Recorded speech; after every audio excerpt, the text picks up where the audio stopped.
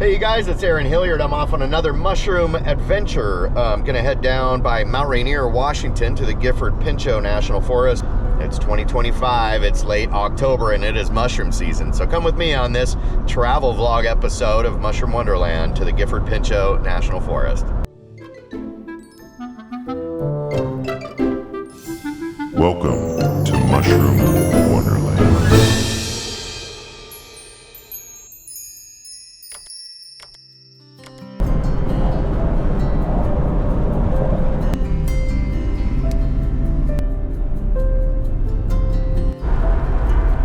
Right over there, off in the distance, is Mount Rainier. Starting to get super pretty out here. The sun's kind of coming out.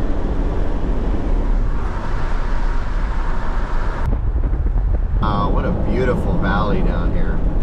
Absolutely breathtaking. Randall, Washington is a place where a lot of commercial mushroom buyers will set up shop. How long are you open for the season? Until November. Oh yeah, once it frosts. I started third week of July. Wow. Yeah. So why do you do it here? Just because of the mountains nearby? No, yeah, because this is what I've been doing for 22 years. Yeah. I'm here. When I was a teenager, there was a mushroom buyer in Belfair, and I used to go. I used to buy there too. Oh, okay. Yeah, and when I was a kid, I'd get cash. Yeah, right by the gas station. Yeah, and then Safeway. Yeah. You know what I'm talking about, Safeway? Yep. If you think, yeah.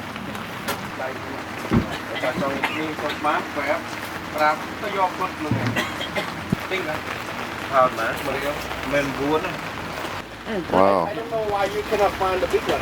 Oh, I find a lot of big ones, but I just throw them away. I know, because worm, right? We kick them over. Yeah, all the worms. Rất trong chai tuần này là trong chai này. Yeah, we work hard for it. Yeah. Oh, yeah. Right here, certified. Yeah, they calibrate it to make sure it's the right weight. No, when I take to the certified, they said my calipers off. Yeah. And then I call the guy in the caliper, they come fix everything. Oh, wow. And I'm good for it, You buy hedgehogs? Everything. Everything. Hedgehog, black trumpet, yellow feet, you name it. Where do they go? To the markets? Wholesaler? No, wholesaler. Yeah. Yeah, wholesaler. It's just starting, huh? No, a lot of mushrooms. Yeah. Long way.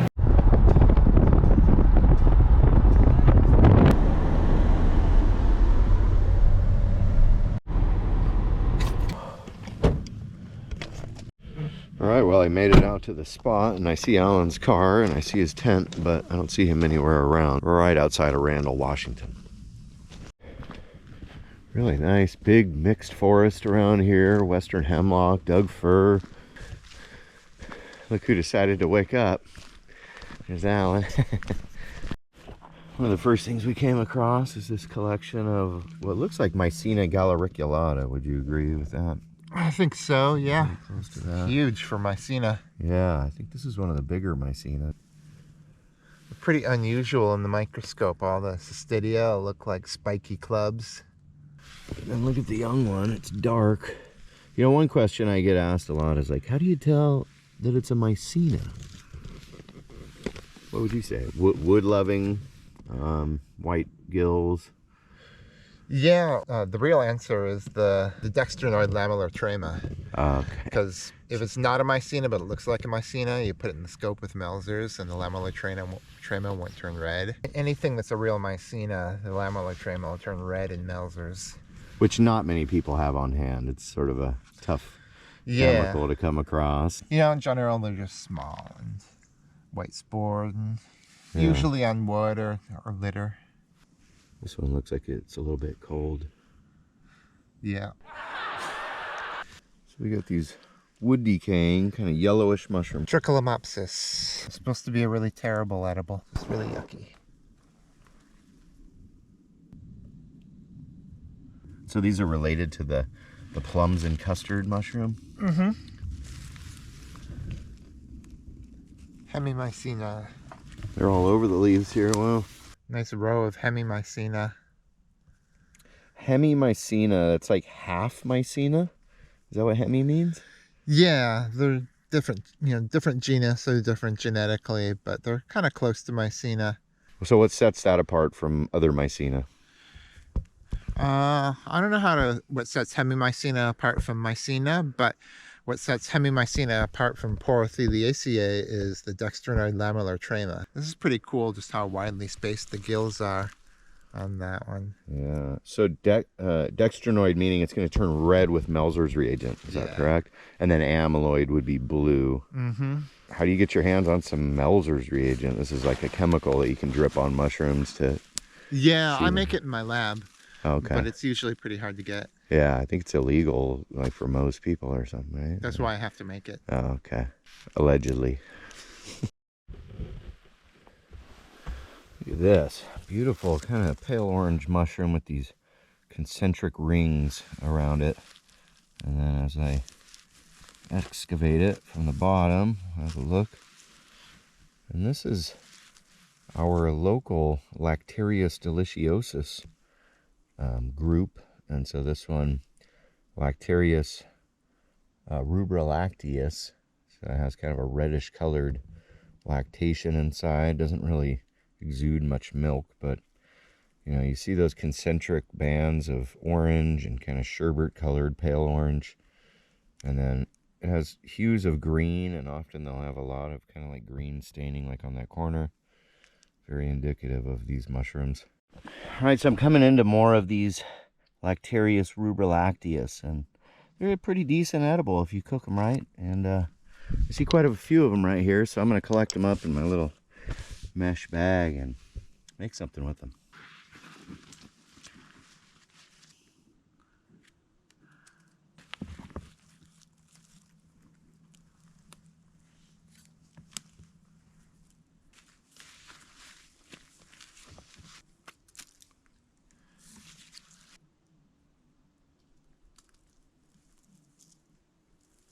Yeah, it's right at the bottom of this hill. There's tons of stuff. So I keep seeing these mushrooms, and they're kind of fuzzy. They're all over the place. Can you help describe to the folks which one this is? You see, we got a Douglas fir cone here. And so this is Swillus lakei, which only grows with Douglas fir. So you had a bit of a ring on the stem, kind of large pores. The whole thing is just a little bit viscid and a cool, almost reddish cap with a really neat texture on it. So it's a reasonable edible. Yeah, they sure are out in big numbers. I mean, you could collect a lot of these. I actually ate some with Chad Hyatt like week before last, and he can probably make them taste pretty good. Yeah, they were good. I mean, I think they have a tendency to get a little bit slimy in the pan, but so Swillus has it's kind of this yellowish sponge. We saw a bunch of different Swillus today. A bunch of Swillus cerulescens as well. That one gets a lot bigger. Cool stem texture on this Helvella vespertina. Yeah. Last year we collected a whole bunch of Helvella vespertinas. Some of them were gray, others black, and they all had the same DNA sequence. So they can vary a lot in color and morphology. Yeah? Yep. So this one you're calling Satharella mycorrhiza, huh? Mycorrhiza. Mycorrhiza. Like so a tiny root. Nothing in Satharella is mycorrhizal. One thing about the caps is they really like to break up into triangles. So if you grab one and break it, you get a triangle. And touch it some more, you get more triangles. That's a great ID feature.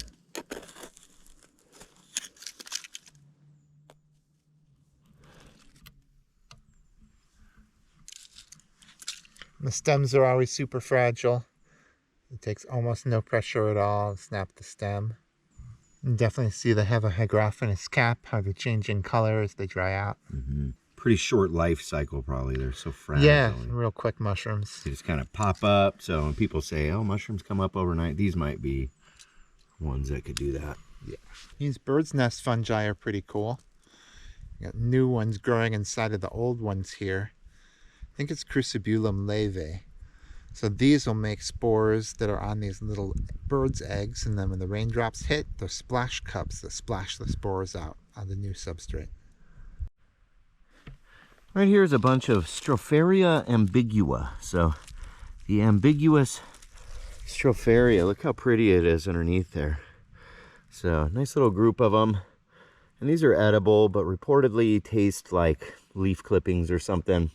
Personally, I've never eaten Stropharia ambigua. Can't really give my fair judgment on the flavor, and I'm not going to collect these days to, and I'm not going to collect these ones to eat today, but really pretty, beautiful, beautiful margin there. The ambiguous Stropharia, or Stropharia ambigua.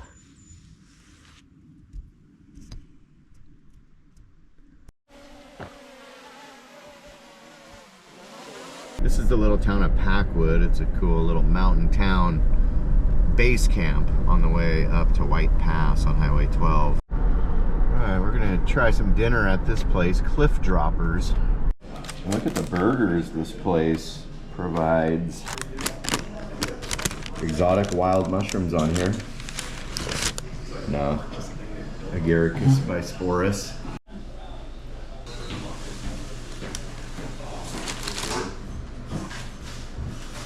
Yeah, that was super good. Super good. Hey, thanks a lot.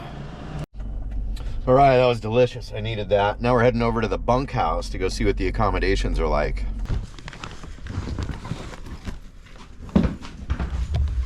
Nice kitchen. Room A. AA, Ron. Perfect. This is an old ranger cabin. It's got 12 rooms in it, so I see skis laying around and stuff, so I think it turns into a ski cabin. All right, you guys, it's been a long day. It's time to go to bed. I'll see you in the morning.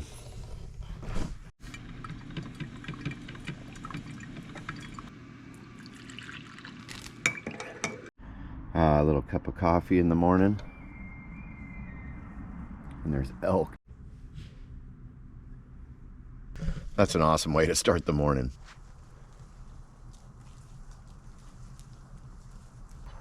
After the elk came through, now we got turkeys coming through the yard. This is awesome. Starting to rain pretty good out here. Definitely a day for the rain gear.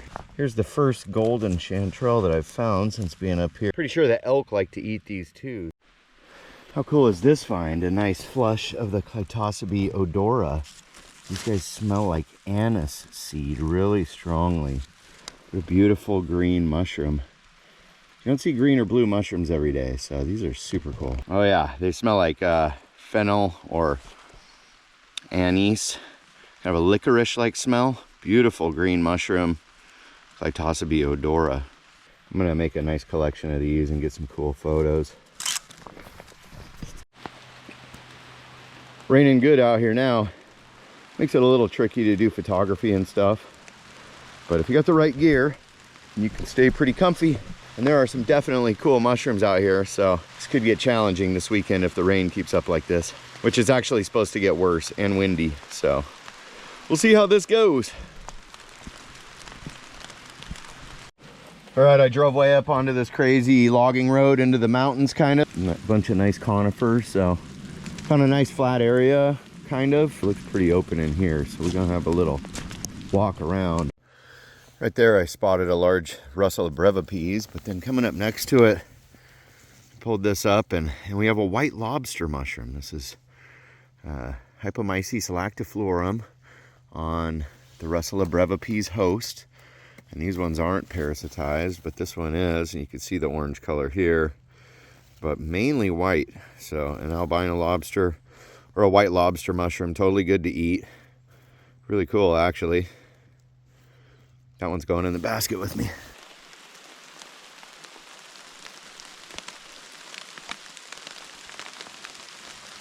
This area is super steep and just not really conducive to mushroom hunting. I guess this is the Cowlitz River over here. It's a huge riverbed. Wow. The water flows through all of this at some point. Wow, look at this Russula. It's so big it's got mycenas growing on top of it. That's pretty spectacular. Russula brevipeas. That's a Herkin mushroom. And it's got needle duff with other mushrooms growing out of the needle duff. on top of the cap. How cool. They got some big trees out here in Packwood too. Look at this Douglas fir. This is a massive, massive tree. Just the bark is ancient. It's crazy to think this thing is living. Humbling standing next to trees like this. I guess I've spent enough time in the woods, so I'm gonna go to where the registration is for the Gifford Pinchot Fungi Festival, get a feel for the whole festival and what's going on here, get my badge or whatever I get. So yeah, let's head that way.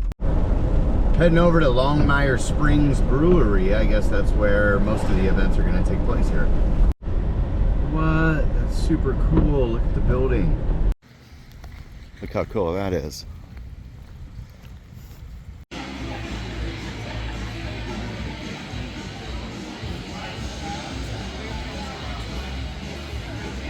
An all-day Sunday, so I'm not going to ramble on about who we are and what we do. But if anyone has any comments or questions, please feel free to just interrupt me and ask your question. And you can see worldwide, there's about 5 million fungal observations with 9,200 species. There are about 400,000 ascomycete observations.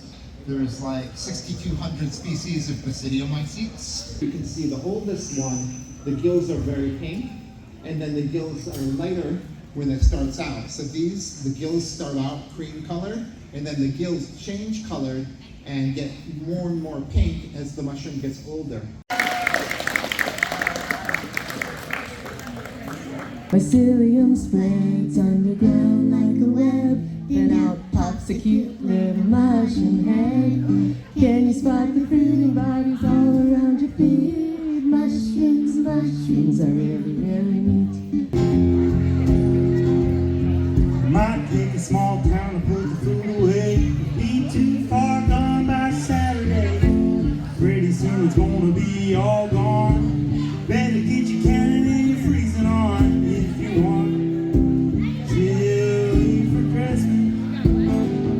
They're edibles or dyers. Yeah, if y'all see Phaeolus, right?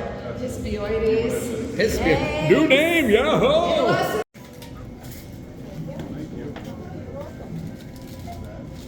All right, I'm gonna chop up these lobster mushrooms and just boil them for a while and let that water just boil away before I put in the butter and the onions and then the steak. It also just ensures that they're really cooked well.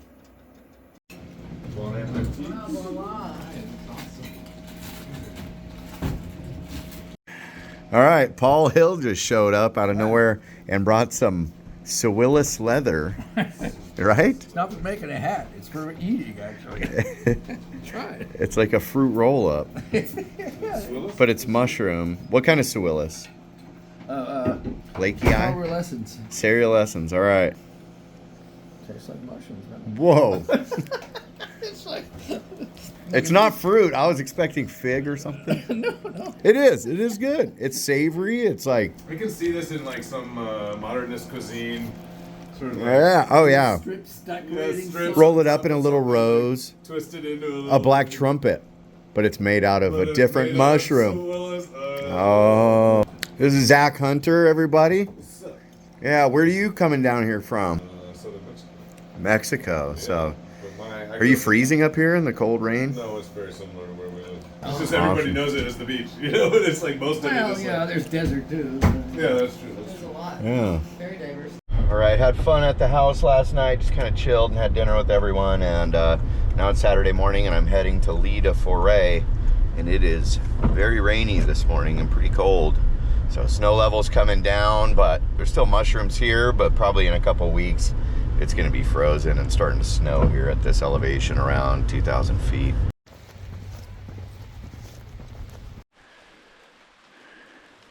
Out here with the foray group, and we found lobsters and chanterelles. Oh, look at that, right as I'm talking. Golden chanterelle. Rebecca Richardson from Spokane has joined. She's a great idea on the mushroom groups on Facebook and stuff. What you got there? I think like subrufescens or subruescens, like Ericus. Yeah. But they get so pink and pretty. Yeah, that's amazing. They're gorgeous. Cool, fine. You having fun out here in in the so rainy much swamp? More rainy and nice.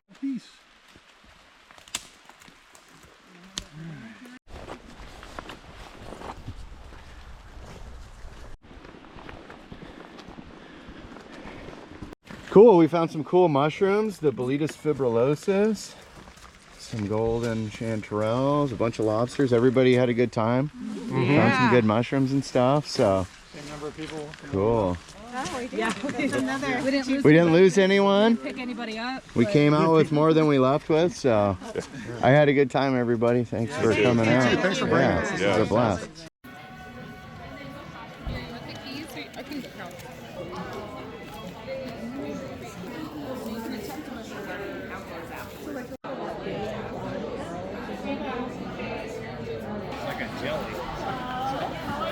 We meet again, the Mushroom Marauder. Hey, how's it going, buddy? Good, how are you? Doing very well. Cool. Oh, these are kind of new, huh? Little shelves. My son's been printing those. Wow, neat. We got the spore art again. Sick. Cool, so I'm here with Anthony Dunlap of Sappy Arts, and he does these spore print art. And these are spore prints. Are these live spores? Yeah. Wow. So if this got wet, it could potentially start to grow mycelium. Yeah, if you shred it up and have the right kind of substrate and climate, then it's possible, maybe in like Florida or something. Yeah. And you vend at a lot of these shows in the Northwest. I've seen you around. I've been trying to hit them up every fall. Check out some of his art. The Bee Man, the Tasseli Mushroom Shaman. And then this just crazy, the All-Seeing Eye mushroom. And this, and all this cool stuff. He gifted me a couple of prints. I'm excited about that. And then you do spore, watercolor. Yeah. Actually, the originals of these paintings, that's kind of how they were painted. So I got some spore prints here. They're a little bit muddled up, but that's kind of what I do here. Is just add water to spores, and then it's a lot like watercolor. Wow. Pretty cool. And you did all these by hand? Yeah. Wow, it's amazing, man. You do really awesome art. So. Thank you. Yeah, thanks for the prints, and yeah, no problem. Appreciate it. All right, here's my painting. I did a little mushroom wonderland, all out of spores. That's cool. Love it, man.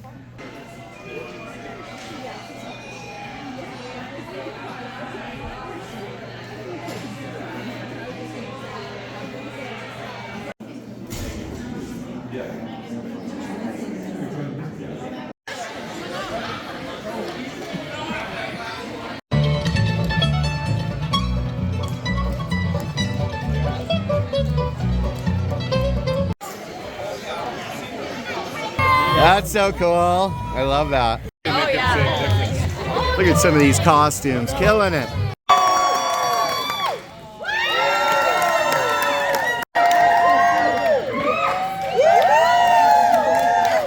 Last night was a lot of fun at the brewery and the Fungi Festival, but it's Sunday morning now. It's raining, it's cold, 38 degrees. It calls for snow in Packwood today, and the snow level's dropping rapidly. So I'm following a couple people up into the hills, Zach and Kim Hunter from the Fungivore, and we are gonna go to a lobster patch and pick some lobster mushrooms.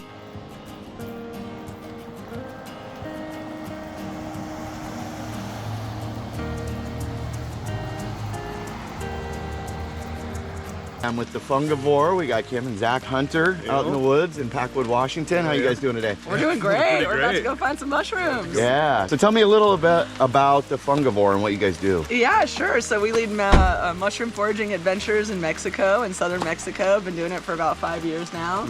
We're here for the Fungi Fest in Packwood to do a cooking demo and a natural diet demo. So. Awesome. Yeah. So you guys reside in Mexico. Where are you originally from? I'm from Oregon. Oregon. Yeah, so not far from here. Great PNW. Yeah. So you're used to the cold rain like today? Yeah, absolutely. We're foul weather friends for sure. Foul weather friends. Awesome. How can people reach you or find out more about your tours in Mexico? You can just Google Fungivore or thefungivore.com is our website. Yeah, we'll be launching the 2026 season soon. Yeah, like next month. Killer. Get dates. We got a lot of cool experts lined up for next year. So. All right. Well, it's all smiles around here. We're gonna head into the woods. Hopefully, you find some mushrooms. Let's do it. I got my busket. It's camouflaged in case, you know, the bad guy comes. 38 degrees and cold rain in Packwood right now. I think mushroom season's on its way out here. Looks like Zach is the first to score, finding some lobster mushrooms. If you break them open and let them sit for a while, it will continue parasitizing the white flesh. That's crazy. And they're also really great for dye mushrooms, because they can make a whole range from orange all the way to deep purple. Yeah, and you guys do a lot of dye stuff. That's Kim's specialty, yeah. Cool. There's another one down here. Yeah, so here's what they're looking like out in the wild. And you just see this bright orange kind of coming out of the duff. This kind of boring white mushroom turns into this beautiful so crazy lobster.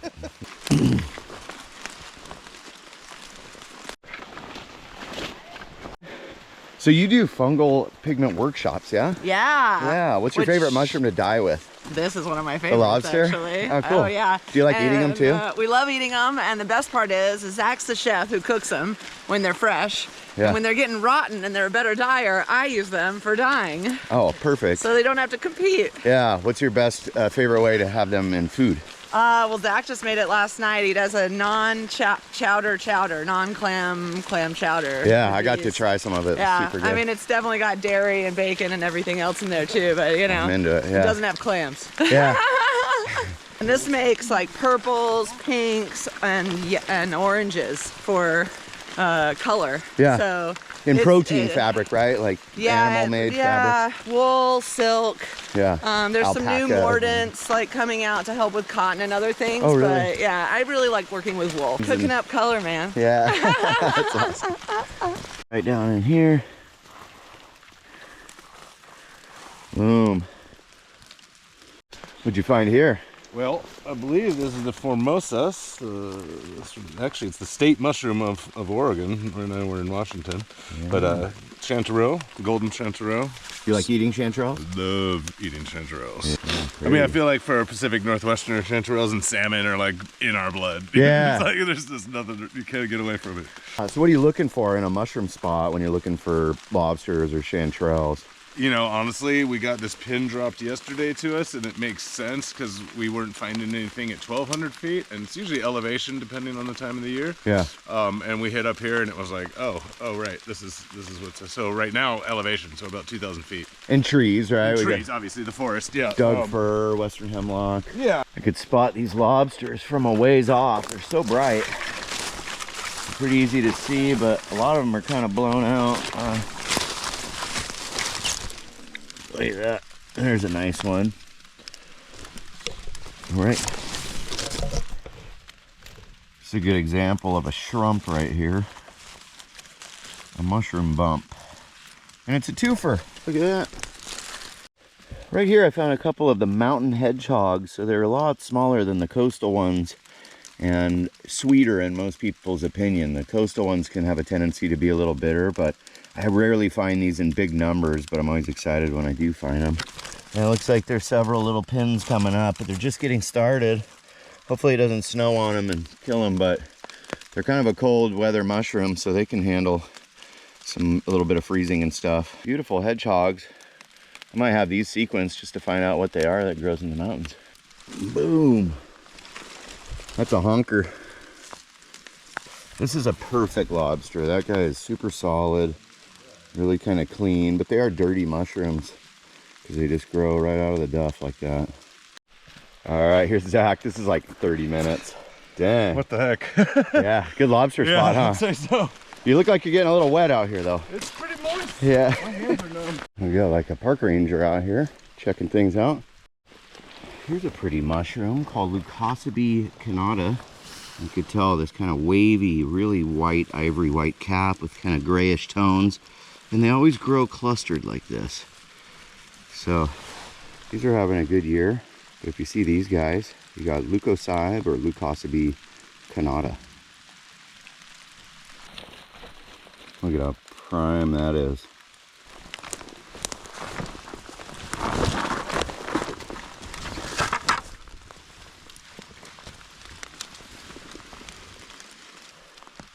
Perfect.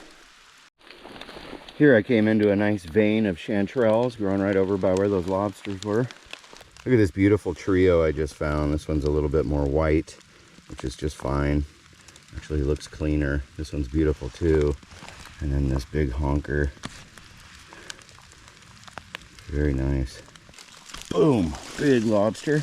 And then right over here I spot a huge white chanterelle. Look at this. Boom. It's a big chanterelle. So the dynamic duo here in the woods growing together. A couple of beautiful mushrooms. All right, we had a pretty good haul this morning. A lot of lobster mushrooms growing up here and some chanterelles. So awesome day out.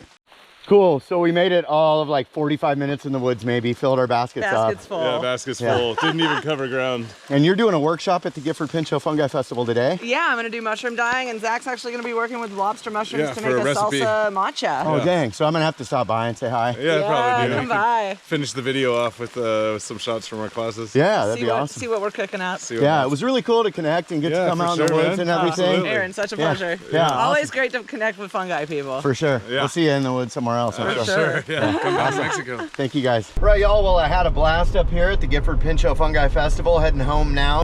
Go to olympiccollege.edu to check out my classes, and we'll see you on the next episode. Much love, everyone. Peace out.